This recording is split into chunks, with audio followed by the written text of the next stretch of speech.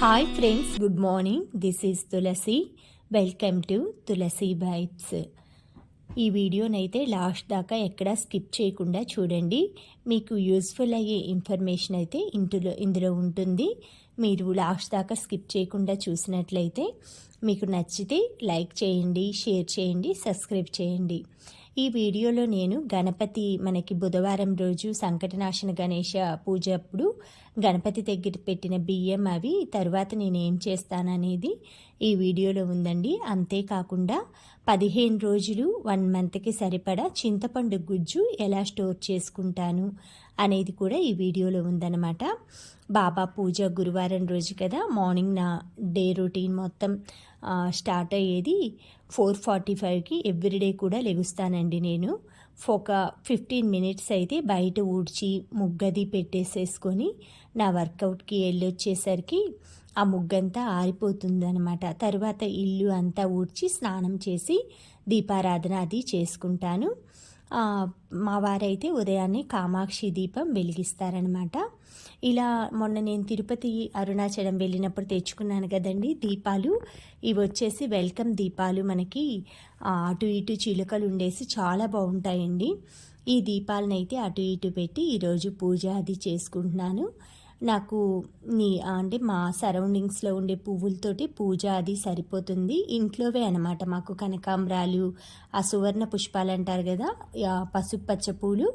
బాబాకి పసుపు పువ్వులు అంటే, పసుపు వస్త్రాలు అలా అంటే ఇష్టం అండి ఎక్కువగా. అందుకని ఆ రోజు వీలైన దొరికినన్ని పసుపు పూలు అయితే పెట్టి పూజ అది చేసుకుంటారనమాట. తర్వాత మిగతా పువ్వులు వైట్ కలర్ వచ్చేసి అవి గరుడవర్ధన అంటారు. మనకి నందివర్ధన్ లాగే ఉంటుందన్నమాట. చాలా బాగుంటుంది ఆ ఫ్లవరు. తర్వాత మల్లెపువ్వు కూడా మన చెట్టుదేను. మెంతులు ఇలా చల్లుకున్నానండి నేను. ఎందుకంటే మనకి ఆకుకూర ఎండాకాలం మెంతి కూర అది మార్కెట్లో దొరకట్లేదు. అంతేకాకుండా నేను ఎప్పుడూ కూడా మెంతులు ఉన్న ప్లేస్లోనే పాట్స్లో, కుండీల్లో, చిన్న చిన్న డబ్బాల్లో పెంచే వీడియోస్ కూడా మన ఛానల్లో ఉన్నాయి. మెంతి కూర పెంచడం అలాగా మీరు సెర్చ్ చేసి చూడండి. తర్వాత ఈ మెంతి కూరని మనం ఫస్ట్ నానపెట్టి వేసామనుకోండి, మెంతులు తొందరగా మొలకలు వస్తాయన్నమాట. ఎందుకంటే నానపెట్టకుండా వేసామంటే కొంచెం ఒక 2 days పడుతుంది. ఆ తర్వాత చింతపండునైతే ఫస్ట్ వాటర్తో క్లీన్ చేసుకొని కొంచెం ఆ చింతపండు మునిగే వరకు వాటర్ పోసుకోవాలి. ఈ తర్వాత ఈ వాటర్ని అయితే హీట్ చేయాలండి. హీట్ చేసి ఒక 5-10 minutes బాయిల్ చేస్తే ఆ చింతపండు అంతా వేడికి ఆ వాటర్లోనే తొందరగా మెల్ట్ అయిపోతుంది అనమాట. తర్వాత మనం కొంచెం చల్లారిన తర్వాత చక్కగా దాన్ని గుజ్జంతా అయితే చేతితోటి స్మాష్ చేసేసుకొని, దాన్ని మీరు స్ట్రైనర్లు అలా ఏం వేయక్కర్లేదండి. దానికి అలా చేసేప్పుడే మనకి పీచులు, విత్తనాలు ఉంటే విత్తనాలు అలా వస్తుంటాయి. నార్మల్గా ఏంటంటే బయట బండ్లపైన కొనేది వస్తాయేమో, కానీ ఇలా షాప్లో అలా తీసుకునేది విత్తనాలు తక్కువే వస్తాయండి. మొత్తం గుజ్జంతా కలెక్ట్ చేసేసుకొని ఒక డబ్బాలో కానీ గ్లాస్ బాటిల్లో కానీ స్టోర్ చేసి ఫ్రిడ్జ్లో పెట్టుకుంటాను. ఇది నాకు 1 month వరకు వస్తుంది. ఉదయాన్నే చట్నీలో కానీ మనకి పప్పుల్లో కానీ తొందరగా మెదగదండి. వేయంగానే చింతపండు చట్నీలో కానీ అలా తొలకలుగా ఉంటుంది, మీరు గమనించే ఉంటారు. ఇలా స్టోర్ చేసుకున్నట్లయితే మనకి పని సులువవుతుంది. అంతేకాకుండా ఈజీగా కూడా చింతపండు గుజ్జు అనేది ఇలా స్టోర్ చేసి ఇందులో మీరు కావాలంటే సాల్ట్ కొంచెం, ఆయిల్ కొంచెం, పసుపు అది వేసుకోవచ్చు. లేదు అంటే ఫ్రిడ్జ్లోనే స్టోర్ చేస్తాం కదా, అలా అయినా పెట్టుకోవచ్చు. తర్వాత రైస్ కుక్కర్లో అయితే బియ్యం అది వేస్తున్నాను. పొంగల్ కూడా చేసుకుంటున్నానండి. నేను బుధవారం రోజు సంకటనాశన గణపతి పూజ అది చేసినప్పుడు బెల్లం అది నైవేద్యంగా పెడతాను కదా. అంతకుముందు ముడుపు అలా కట్టుకుంటాను, ఎప్పుడన్నా కట్టుకుంటాం కదా. ఆ ముడుపు కట్టుకున్న బియ్యాన్ని అయితే మనం అనుకున్న పని అది అయ్యిందనుకోండి, మనం పెట్టిన బెల్లం ప్రసాదం అది యాడ్ చేసేసుకొని ప్రసాదం అయితే తయారు చేసుకుంటాను గురువారం రోజు అనమాట. ఎందుకంటే బుధవారం బెల్లం గడ్డ పెట్టాను నేను. అంతకుముందు ఉన్న బియ్యం అది ఉన్నాయన్నమాట.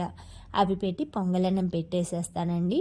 అలా పొంగలన్నం పెట్టుకొని మనకి ఇరుగు పొరుగు వాళ్ళకి ఫస్ట్ మనం తినాలన్నమాట. ఇంట్లో వాళ్ళని తిని ఆ తర్వాత సరౌండింగ్స్లో పిల్లలకి మెయిన్ పెట్టామంటే చాలా మంచిదండి ఈ ప్రసాదం.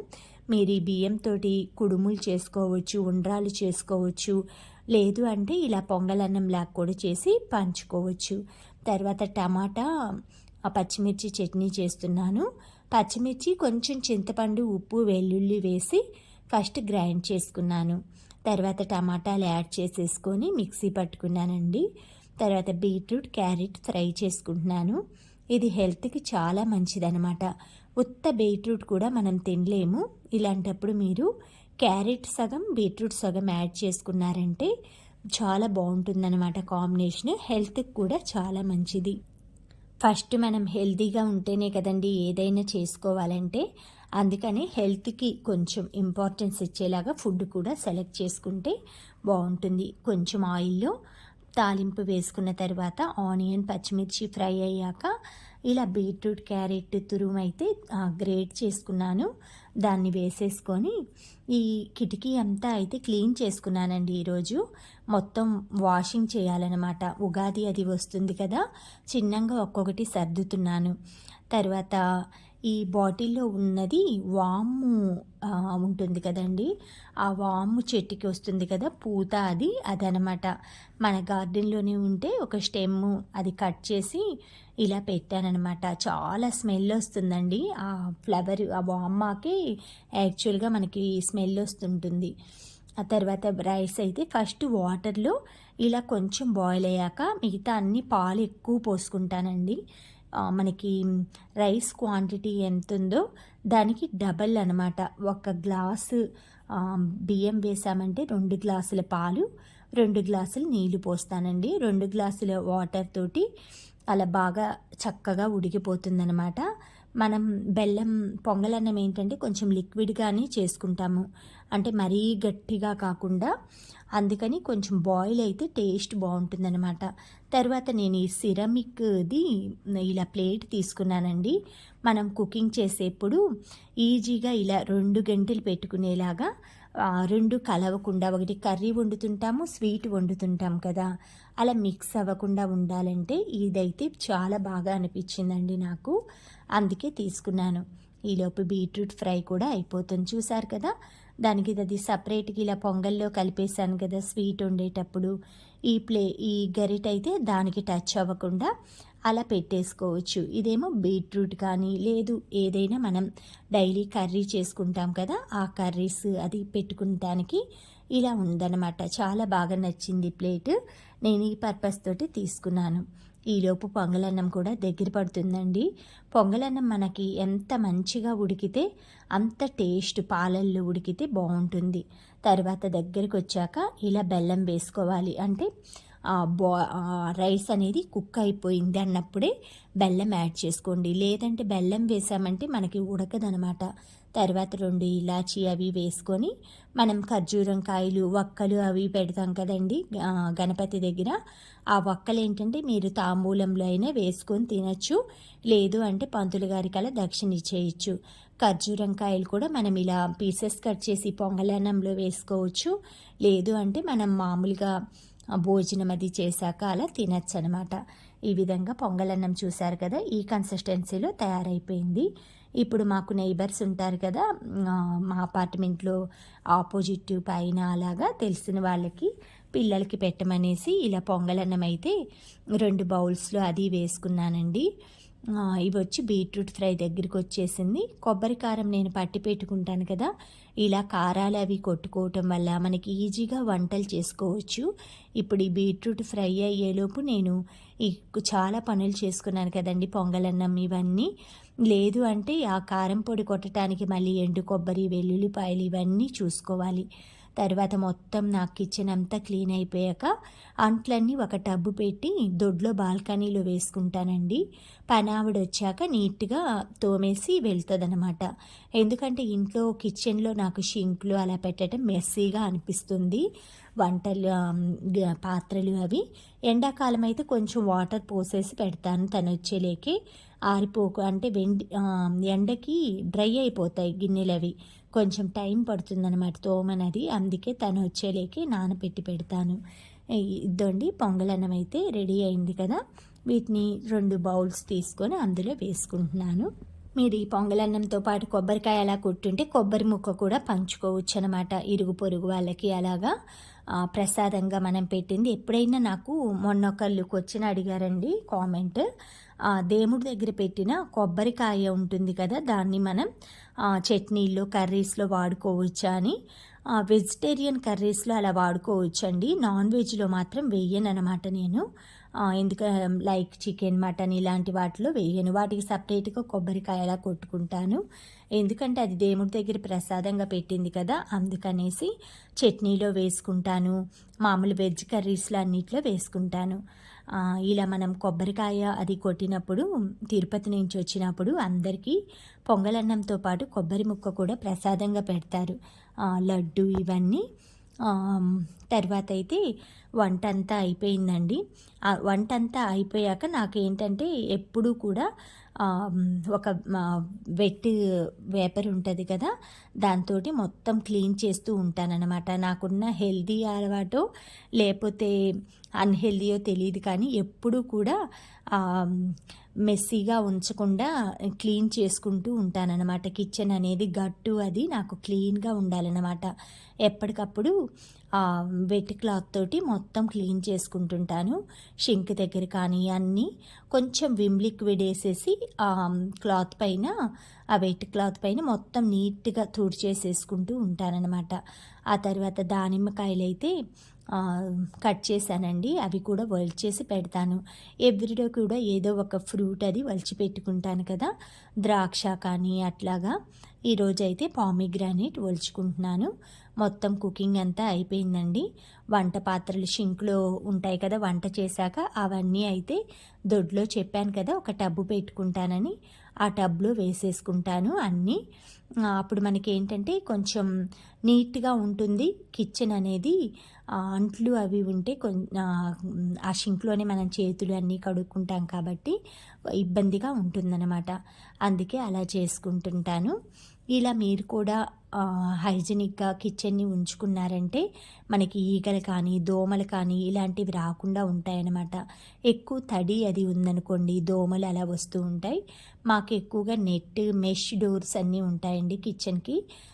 దోమలు కానీ ఈగలు కానీ ఏమీ రావన్నమాట. వచ్చినా కూడా వెంటనే నేను హిట్ అది చేయటము, లేదు అంటే డోర్ ఓపెన్ చేసేసి పంపించటము అలా చేస్తూ ఉంటానన్నమాట. పొంగలైతే చాలా బాగా వచ్చిందండి. మళ్ళీ ఈ వీడియో అయితే మళ్ళీ యాడ్ అయినట్లుంది పొంగల్ది వీడియో, కానీ మంచిగా కుదిరిందనమాట. ఎందుకంటే మనం ఏదైనా పూజ కానీ అలా చేసిన తర్వాత ప్రసాదం వండినప్పుడు అది మంచిగా వస్తే బాగా అనిపిస్తుందండి. లేదు అంటే ఏదో ఒకటి పాలు విరిగిపోవటం అలా ఉంటే ఏదో హ్యాపీ కొంచెం తగ్గినట్లు అనిపిస్తుంది అనమాట. అందుకే పొంగలన్నం వండేప్పుడు కానీ ప్రసాదాలు చేసేప్పుడు కానీ జాగ్రత్తగా చేయండి. ఇది వచ్చి మహారాణి 2 మూవీ అండి. అంటే మామూలుగా వెబ్ సిరీస్ లాగా అనమాట. చాలా బాగుంది. ఒక లేడీ సీఎం కథ, బీహార్ సీఎం కథ అనమాట. చాలా బాగుంది అది. ఆ మూవీ అయితే సిరీస్ ఎంజాయ్ చేస్తూ ఈ దానిమ్మకాయ సీడ్స్ అయితే తీస్తున్నానండి. ఈ మూవీ అయితే నాకు మూవీ కాదు సిరీస్ అనమాట, చాలా ఉన్నాయి. చాలా బాగుందనమాట. లేడీస్కి ఒక లేడీ ఆవిడే కిచెన్లోనే ఉంటుందన్నమాట. అంటే బయట ప్రపంచం తెలియదు. అలాంటి ఆమెని సడన్గా వాళ్ళ హస్బెండ్కి యాక్సిడెంట్ అయితే ఆవిడని ముఖ్యమంత్రిని చేస్తారు. ఆవిడ తర్వాత ఆ బీహార్ ప్రజల కోసం ఏం చేసింది అనేది ఈ సినిమాలో క్లియర్గా చూపించారు. నాకైతే ఈ సిరీస్ చాలా బాగా నచ్చాయండి. ఇంకా అవ్వలేదన్నమాట, ఇంకా చూస్తూనే ఉన్నాను. ఇది వచ్చి మా గార్డెన్లో ఉంటుంది కదా, పెద్ద మునగ చెట్టు అండి. దానికి అసలు ఎట్లా కొమ్మలు అవి అయితే ఇది వచ్చి 15 ఇయర్స్ ఓల్డ్ అనమాట. దీనికి 15 ఇయర్స్ బిఫోర్ది అనమాట ఈ మునగ చెట్టు. కాయలు ఎప్పుడూ కాస్తూ ఉంటుంది. పెద్దదవటం వలన ఇలాగా రాక్షసిలాగా తయారైపోయిందండి మునగ చెట్టు. కానీ ఏదైనా ఒక చెట్టుని మనం అలా వదిలేసామంటే అవి కాయటం స్టాప్ అయిపోతుంది. ఏదైనా ట్రిమ్మింగ్ చేయాలి, వాటిని కొమ్మలది కొట్టేసి దగ్గరికి వస్తే మళ్ళీ కొత్తగా చిగుర్లు వచ్చి మళ్ళీ కొత్తగా కాయలు వస్తాయన్నమాట. నిమ్మ చెట్టు అయితే చక్కగా వాటర్ పెట్టలేకే చిగుర్లు వచ్చి ఫుల్ పూత పిందండి కాయలు. మంచి సమ్మర్ పీక్ సీజన్లో అయితే మాకు నిమ్మకాయలు ఫుల్గా దొరుకుతాయి అన్నమాట. చాలా బాగా కాస్తుంది ఈ లెమన్ చెట్టు. ఫ్రూట్ కూడా లెమన్ పెద్ద సైజ్ అనమాట. మనం ఎంత వాటర్ ఇస్తే అంత సైజ్ మంచిగా వస్తుందనమాట. మాకైతే ఈ సమ్మర్‌లో నిమ్మకాయలైతే చాలా మంచిగా లాస్ట్ సమ్మర్‌లో అయితే కింద రాణిపాటి నేను చట్నీ కూడా పెట్టామండి. ఇలా చూసారు కదా! పిందెలు చెట్టంతా చూడండి, చిన్న చిన్న పిందెలు మొత్తం చిగుర్లొస్తూ ఉన్నాయి చెట్టు మొత్తం. కాయలు కొంచెం పెద్ద సైజులో కూడా ఉన్నాయండి. నిమ్మకాయలు ఎక్కువగా మాకు గూడూరులో ఉంటాయన్నమాట. అంటే మా అమ్మ వాళ్ళది నెల్లూరు డిస్ట్రిక్ట్ కాబట్టి అక్కడ గూడూరులో ఎక్కువ నిమ్మ తోటలకి ఫేమస్ అనమాట. మా హస్బెండ్ చదువుకుంది కూడా అక్కడేనండి. అందుకే మాకు ఆ ఏరియా అంటే కొంచెం మంచిగా అనిపిస్తుందనమాట. రంగనాయకుల స్వామి టెంపుల్ ఒకటి. Thank you friends. Thank you for watching. Thank you for valuable time. Have a safe day. Please like, share, subscribe my channel.